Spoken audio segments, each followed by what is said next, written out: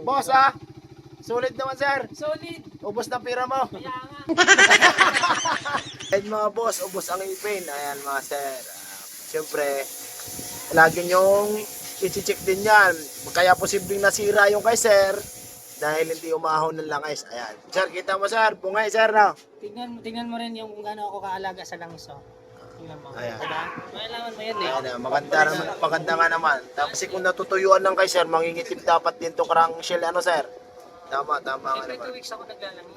Bumigay lang talaga sir. Kaya, pero dapat na-check to eh. Nung ginawa kasi to, malalaman na yun yung daloy nung langis sir kung goods pa. Hindi pina-under eh. Dapat pina-under yun, di ba, sa taas. Para makita kung may daloy. Pero dumaloy naman. Hindi man pina-under eh. Kabit lang lahat. Hindi chinecheck. Wala, Ay, kabit lahat. dapat chinecheck yung sa bypass. Dapat chinecheck dito yon sa head. Kaya yun boss, Na-damage tuloy yung head ko. okay Yung na. black. Dapat pina-check mo na, chineck na rin na rin. Ano?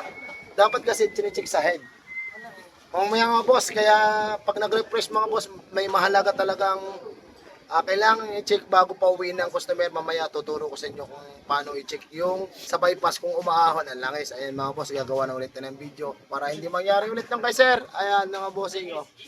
Hindi nga rin naman natuyuan to kasi malinis pang crankshaft niya sa loob. Napungi lang are, kaya pala umingay ang kay sir.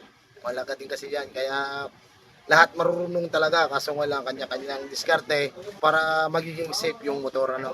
Ayan mga boss, ari ng motor ni sir. Ayan bago na, shoutout idol. Ayan, ginabi na kami. OT na ngayon, doble ng libor. Ayan kay boss, Gen 1, umabol pa. Boss, anong nangyari? Tunog lata. Tapos, yung tunog niya parang helicopter na pinaghalong jeep. Anong usapan natin? Titiktok ko na ngayon, ano? TikTok na. Sabi ko kasi kay boss, pag napatino namin, ayan, napakatahimik mga boss, oh. Naandar yan mga sir, oh. Walang daya yan. Solid. Bombahin pare, bombahin mo.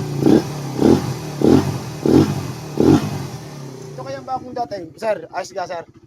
Ayos, ayos. Boss ah, sulit naman sir. Solid. Ubos na pira mo. Kaya nga. Yan lang mga boss.